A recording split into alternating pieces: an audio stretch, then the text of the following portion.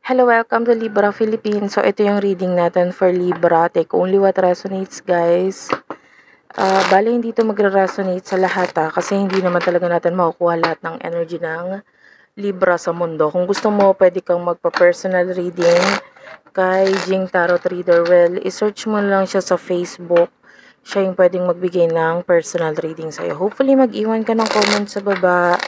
Kahit po heart-heart lang, smileys, malaking bagay na yan, guys. Kasi nagpapakita yun ng malaking suporta sa akin. So, again, this is for Libra, Sun, Moon, Rising, Venus, Jupiter, Libra. Let's start your reading. Okay. For Libra. Okay, you do have here the Ace of Swords, Six of Wands, the Star, the Four of Pentacles, okay, Six of Wands, the Chariot at the bottom of the deck, and the Nine of Swords.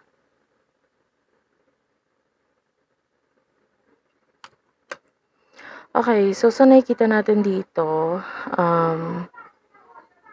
I don't know, yung iba sa inyo pwedeng nakakaisip ka na ng something new. This is something new with the Ace of Swords na parang gusto mong gawain. Maybe may kinalaman ito sa pangarap mo, goals mo with the Star. And then pwedeng involve ang pera dito with the Four of Pentacles. Maybe yung iba may kinalaman sa pagta-travel, yung iba may kinalaman sa maybe career with the Six of Wands.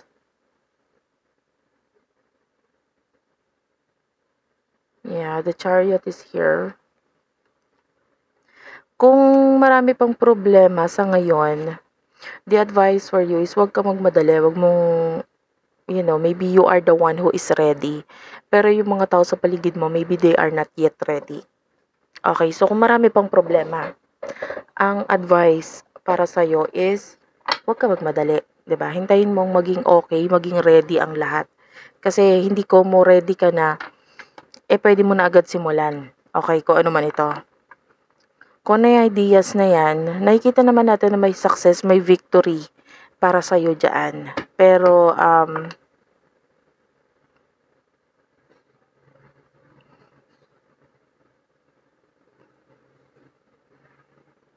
I feel like ang pinaka magiging problema mo is yung mga tao sa paligid mo.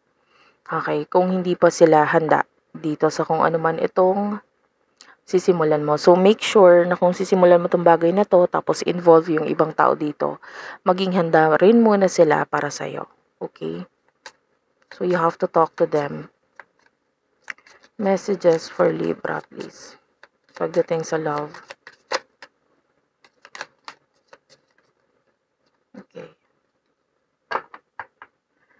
Nine of Cups, the Six of Cups. Oh, this is a person in the past. Meron din naman present person. So, pwede ngayon kakonect mo or in the past.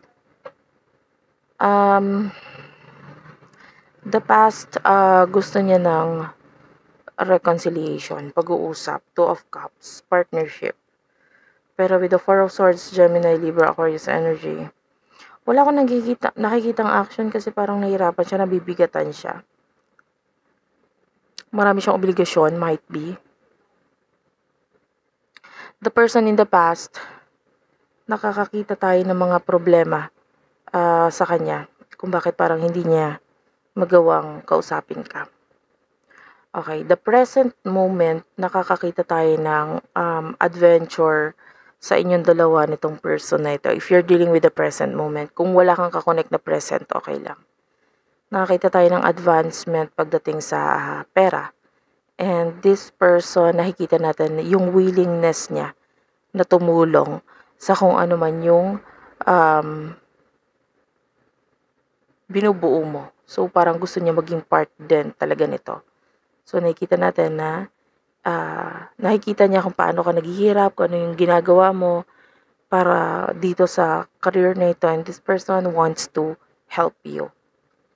Okay, if you're dealing with the present moment, maganda yung sinasabi naman. If you're dealing with the present person, okay, kasalukuyang may connection.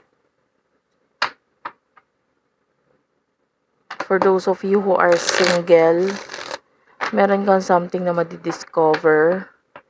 Like maybe new talents, new ideas, or maybe even recipe na pwedeng makakatulong sa'yo in the future, maybe.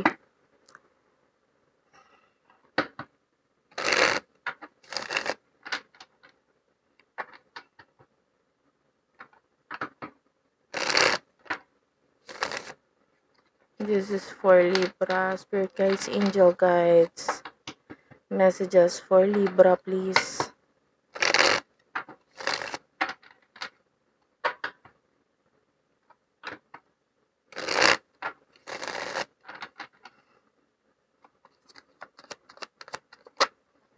The Strength card is here.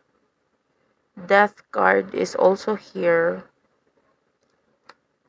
for Libra.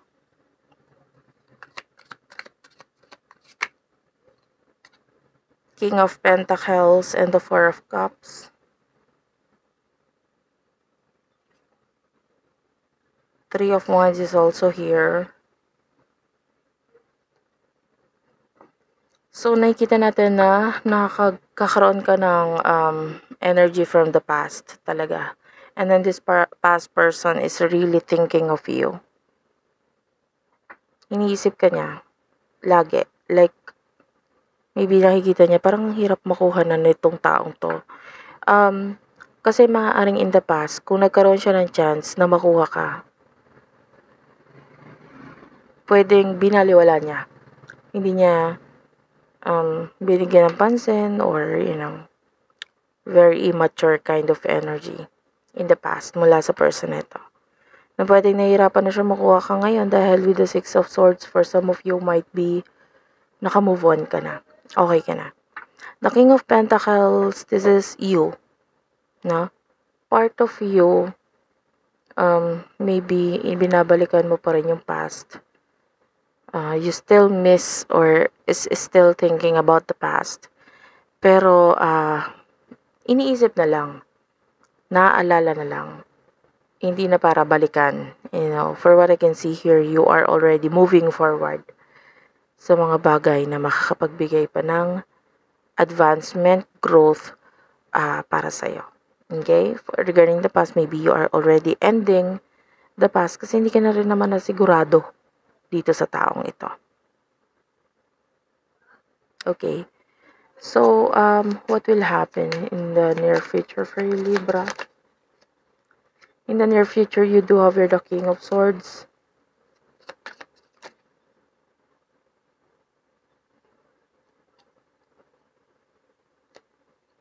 The High Priestess. King of Wands. Three of Swords is also here. Ace of Pentacles and the Ace of Wands. Ayan, wow.